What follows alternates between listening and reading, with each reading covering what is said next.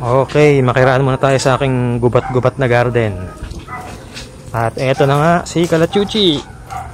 Nakita ko pala sa iyo yung part na nilinis ko nung nakaraan. Ayan, yung area na hinawan ko yung mga baging-baging dyan. Tapos pakikita ko pala yung mga iba kong collection ng Kalachuchi. Welcome po sa akin channel. At today, papakita ko naman sa inyo yung update ko sa propagation ko ng Yellow Kalachuchi. Mahigit 1 taon na yun eh. Parang nandito yun sa gawi dito eh. At ipapakita ko din sa inyo iba pang collection ko ng mga Kalachuchi or Plumeria. Pero kung bago ka sa akin channel, huwag mo kakalimutan mag-subscribe, i-like ang video na to, at i-share mo na rin kasi sabi nga, sharing is caring. So tara, i-check na natin si Yellow Kalachuchi. Ano ba nangyari sa kanya?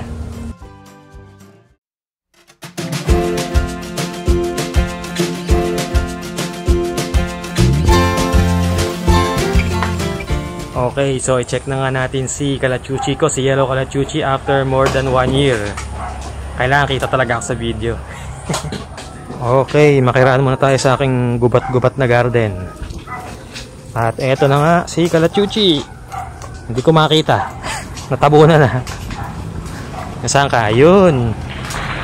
Natabunan na po kasi ng mga halaman. Yan. Ang laki na oh. Hinawi ko pa yung mga ibang halaman at hindi po magkasya eh, natatabingan. Ayan, oh, di ba? Ang laki na. Ayan, after mahigit 1 taon, June last year ko to tinanim yata. Ayan, so ilang buwan na ngayon, September na. Nagtanong po kasi sa akin, ano raw po kaya yung update sa aking Kalachuchi ko na nangyari. So ayan po. Ayan. Nung last year, nasa taas to eh, sa bubong kung natatandaan nyo. Kung gusto nyo makita yung propagation video nito, i-attach ko yung link sa taas. Last year po nung pagkatanim nito, nilagay ko lang siya sa bubong. Nung tumatagal, okay naman kasi nung June, nag-uulan pa nun. Eh nung bare months na, medyo dumadalang na po yung ulan. So, napansin ko, mabilis matuyo yung mix niya kasi po loose yung ginamit kong mix dito eh. May miyak pambaboy. Yun nga, loose po kasing mix na ginamit ko dito eh, nasa bubong, sobrang init syempre sa bubong, mabilis pong matuyo. So, anong nangyayari? Lagi siyang nalalanta. Although gusto po ng Kalachuchi talaga sa mainit. Kaso pag sobrang init po, lalo na kung ano lang, bagong propagation, syempre hindi rin po maganda yun sa Kalachuchi natin. Lagi siyang malalanta. Mauudlot yung pagtubo niya, yung pagdami ng mga dahon, yung mga new leaves niya. Mauudlot. Tapos lagi siyang lanta. So ginawa ko, binaba ko na siya. Dito ko siya nilagay after manggaling sa bubong. Dito na. So, napansin ko, yun, mas gumanda siya kasi medyo malamig po dito sa baba eh. Tama lang yung liwanag. Morning sun, gatanghali lang. Tapos, maingay. Yun, hindi sobrang mainit kasi medyo nasi-shade na naman siya. So, tamang init lang. Tapos, yung soil niya, hindi masyado rin pong natutuyo. So, yun, nagtuloy-tuloy ingay. So, yun, nagtuloy-tuloy na yung paglaki niya. Humaba na po yung mga sanga. Ayan. Pasensya na kayo, maingay. Ayan. Umaba na po yung mga sanga. Baka may picture ako nito nung bagong tanim pa lang. Ayan.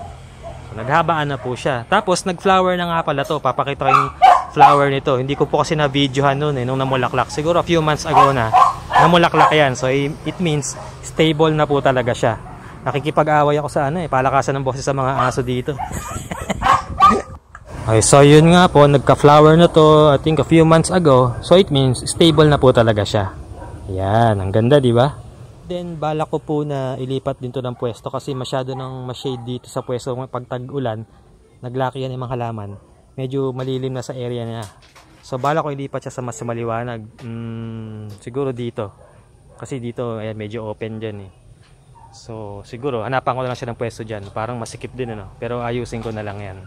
And ito makikita nyo may naninilaw na dahon. Ayan, parang kala mo may peste, no? Natural lang po yan sa mga Kalachuchi. Kasi natural na naglalagas din po sila ng dahon eh. So ayan, ayan pa. May mga parang nagbabrown. Malalagas din yan. Pero, kayong manghinayang kasi, mapapalitan din yun.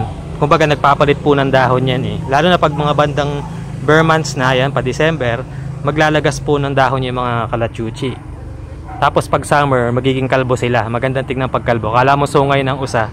Ganun yung mga itsura nila. Lalo na pag masangayan, tas walang dahon. Kala mo sungay sila ng usa. So, natural lang yun. Pag dumating na ulit yung magtatag-ulan, or before magtag-ulan pa, ayun, magkakadahon na ulit yung mga yan. Tapos maganda rin silang tingnan kapag yung walang dahon, yung kalbo, tapos napakaraming flowers. May picture yata ako ng ibang Kalachuchi na ganun, yung kalbo, tapos maraming flowers sa tuktok. Pala natin yung soil mix niya kung ano na itsura. Uy, ang ganda nito. Alisin muna natin si paper cactus. Euphorbia po yan, hindi cactus. Yan. Ayan, okay pa din yung soil mix niya. Marami pa din. Tsaka yan, loose. Ayan, okay pa din siya. Kapag bagong tanim yung ano natin, ipopropa natin yung walang ugat, mas maganda kung loose po yung soil mix na gagamitin natin para hindi mabulok yung cutting. Pero pag may ugat naman yung itatanim natin, itatransfer lang sa soil, kahit anong klaseng lupa po, hindi naman maselan yung kalachuchi. Kahit buhaghag, kahit maklay, okay lang yan. Hindi po maselan ng kalachuchi kasi puno naman yan eh. Yun. Kaya okay lang kahit anong soil mix. Actually minsan mas gusto ko yung medyo maklay eh. Para lalo na kung nakapaso. Kasi pag nakapaso, mabilis pong matuyo yung lupa, lalo na kung hindi sobrang laki ng paso. So kung clay siya, medyo matagal bago matuyo yung lupa. So okay din yun. Bungkal-bungkalin nyo na lang kapag masyado nang tumitigas yung lupa, kung clay ang ginamit nyo, yun, para medyo maging loose. Pero syempre, the best pa rin sa kalachuchi po, pag tinanim sa lupa. Pang lupa talaga yan kasi puno po yung mga yan. So kung meron kayong space, malaki yung lupa nyo, the best po itanim natin sila sa lupa. Pero ako, hindi ako sure pa. Siguro sa paso ko na lang talaga ilalagyan. Siguro papalitan ko na lang ng mas malaking paso. Yun, tapos ilalagay ko sa area na medyo maliwanag at maluwag. Sa watering naman, hindi rin maselan po yung kalachuchi. Kahit na natutuyo yun, okay lang. Basta stable na. Okay lang silang hindi gano'n nadidiligan. Wag lang yung mga bagong tanim. So yun, dilig-diligan nyo lang pag natutuyo yung mix. O yan, diligan nyo lang. Pero okay din yung kahit nakakalimutan nyo minsan. Forgiving naman yan. Di malalanta agad. Kahit na medyo natutuyo yung lupa nila. Okay, pero wag din namang kaugaliang wag diligan yung kalachuchi. Kawawa naman. Kita ko pala sa iyo yung part na nilinis ko nung nakaraan. Ayan. Yung area na hinawan ko yung mga baging-baging dyan. Ang laki na ng niliwanag. Pero di pa ako tapos. Tutuloy ko na lang yan. Yan o. Nakahinga na yung mga halaman.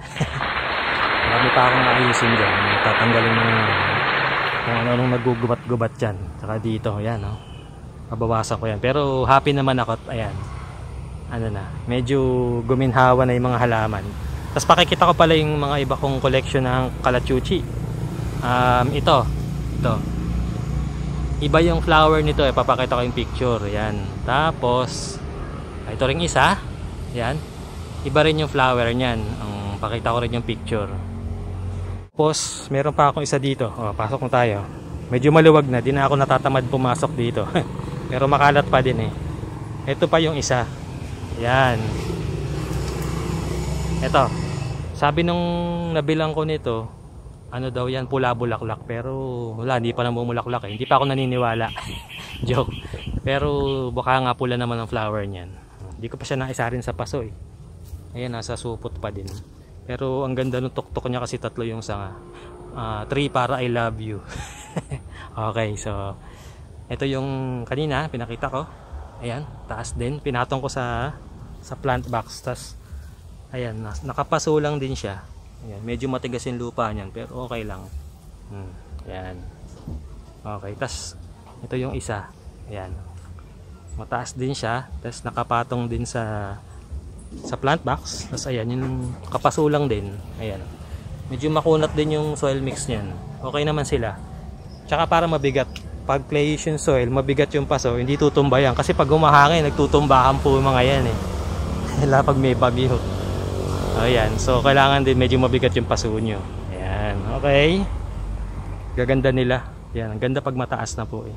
Ito palang isa na to, maganda to. Dalawa sanga. Ayan, ang ganda, di ba? Mas maganda pag masanga po yung kalachuchi natin eh. So itong, kung isa mapapansin nyo, isa lang yung diretso lang sanga niya. So kung gusto nyo magsanga po yung kalachuchi, putulin nyo lang, halimbawa diyan. Putulin nyo lang siya sa banda diyan. Ayan.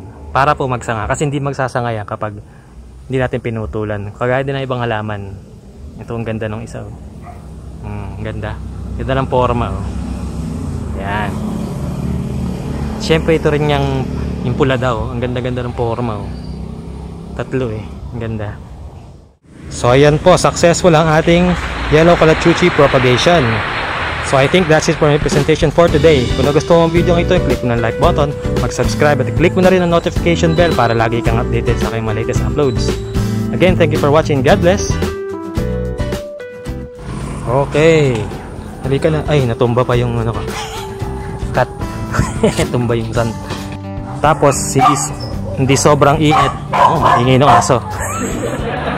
Pero bagay ang at ipapakita ko rin sa inyo iba ang sharing is caring. May tricycle. So tara.